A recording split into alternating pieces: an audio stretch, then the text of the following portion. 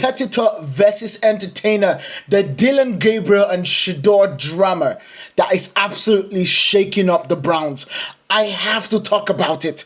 It's not something that I'm speaking on every single day, but I have to talk about it. This is two rookie quarterbacks, one legendary name, one bold statement, and a preseason battle that is turning into a full soap opera in Cleveland. It is the NFL's next great rivalry, or is it just a clash of styles destined to implode? Because of course they play in the same side. So it's not going to be a rivalry of against each other. No, it's going to be a situation that they're going to find a way to beat out the other person.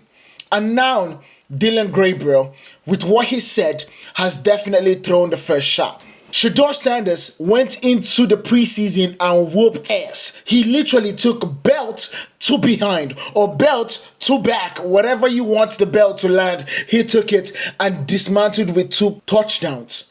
But Dillon Gabriel, even though he was throwing the ball everywhere, absolutely did the wrong thing in getting an interception and a pick six. That is what he did. But nobody is talking about his game today. Everybody is talking about what he absolutely did. So we are going to be breaking down every single thing and talking about what idea is, what is the narrative that the Browns are pushing, and we'll basically give you a holistic look on this situation. So sit back, get ready, because we are going to be talking about the Browns. And whenever I talk about the Browns, it's honestly never good. So let's get this party started. The Clowns, that part. The Cleveland Browns entered the 2025 preseason with a quarterback room bursting at the seams.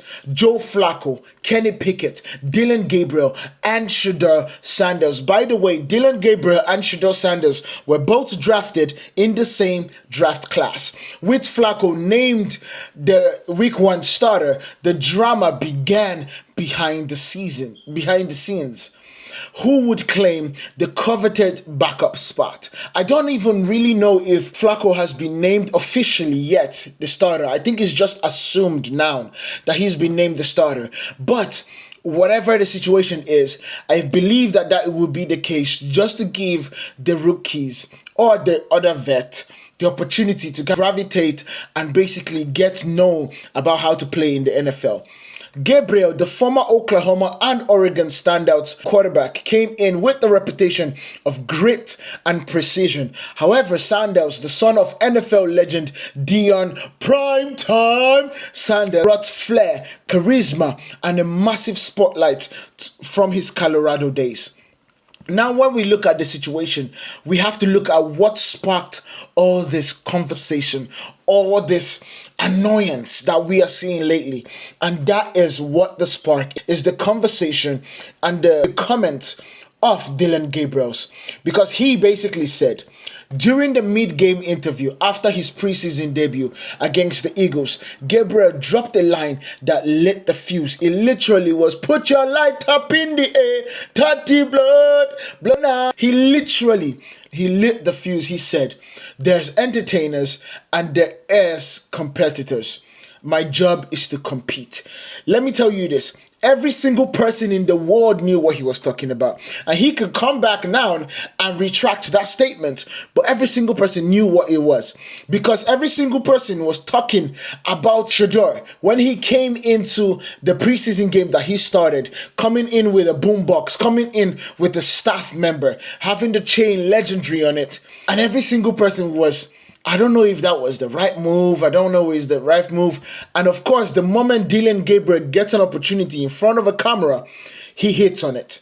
He pushes the knife in and he absolutely twists with that comment. Now he says, and then the internet exploded. He was calling out Shedeur Sanders. Was that what he was doing? Many thought so. Sanders, known for his flashy style and high-profile lineage, had just delivered a solid debut of 14 of 23, 138 yards, 2 touchdowns. Dillon Gabriel's numbers were also decent. Well, 13 of 18 for 143 yards, but marred with a pick six and a fumble. You get what I'm saying? Gabriel then later clarified, saying that he was referring to the media as entertainers, but the damage was done. ESPN's Stephen A. Smith called the comment stupid and immature, arguing that competition exists every day in the walk of life. Let me say this, even when he walked it back, saying he was calling the media entertainers and not Shedeur Sanders, that is also something that you are calling to yourself that you do not want to happen. You are a rookie. And a rookie, you are meant to honestly just put your head down, be boring if you want to be. Make sure that you make the team, make sure that you are the starting quarterback, and honestly, find a way for the media to see you as a sweetheart. Because if the media sees you as a sweetheart at your rookie season, when it comes to the time when they have to criticize you, they pull their punches a little bit. Now you have literally antagonized the media. The fourth estate, a lot of people would like to call it. What you're going to see now is every single thing you make, they are going to bring it back. Every single mistake, they're going to be like, oh, I guess he was entertaining us when he threw that fumble, when he threw that pick six. That is the problem that you're calling on yourself. And now let's look at the situation, because we are not just going to talk about the drama here on Pillar Sports. One thing we do is we cover every angle. Now let's look at the style versus substance. The clash of identities. That's something that we need to do. This isn't just about stats. It's about identity. Gabriel, the grinder, quiet, focused, and all about the tape. He's trying to prove he belongs in the league through performance and not personality. However, you look at Sanders, the spotlight magnet, confident, expressive, and carrying the weight of the famous last name. He is not just playing football, he's building a brand, and guess what?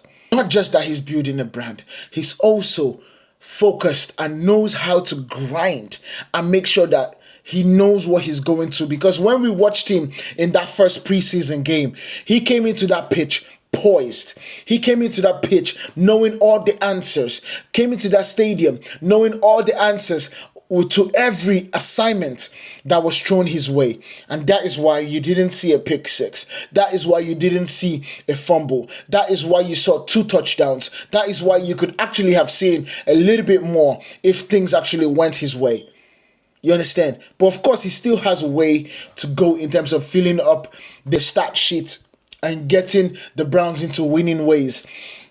But these are the separate identities. Their rivalry is symbolic of a deeper tension in the NFL. Old school grit versus new age charisma. Gabriel's comment was a shot across the bow, and Sanders' silence speaks volumes. He doesn't need to clap back. He play and his persona do the talking. Because when he does this, then we understand that he has done something ridiculous. And we understand that he has just answered the question that a lot of people are looking at for him to answer. Now let's look at the fallout in this situation. What does this roster cut? Because it's already coming. The day of cut, the day that looms across NFL players' heads, is on its way. With Flacco locked in as QB1 and Pickett nursing injuries, the Browns face a brutal decision. They likely won't carry 4 quarterbacks into the season. One of these rookies, Gabriel or Sanders, could be cut or stashed in the practice squad, risking a claim from another team. Coach Kevin Stefanski admitted the 4 quarterback setup isn't realistic.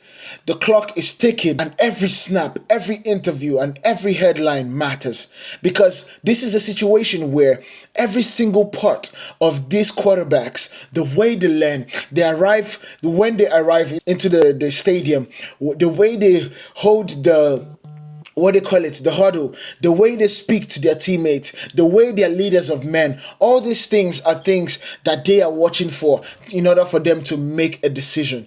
And the truth about this situation is that it is not going to be simple, and it's something that would absolutely be finger-licking good to see if Shedeur Sanders actually wins this out.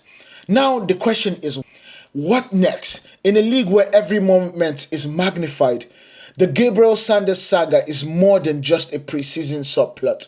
It is a battle of identity, legacy, and the future quarterbacking in Cleveland. With the Browns bet on quiet consistency or electric charisma, this is one thing for sure. The story is far from over, and I'm going to be keeping you guys updated with every single thing that happens going forward. Make sure you guys hit that like button, hit that subscribe button if you haven't. I will see you in the next one. Peace.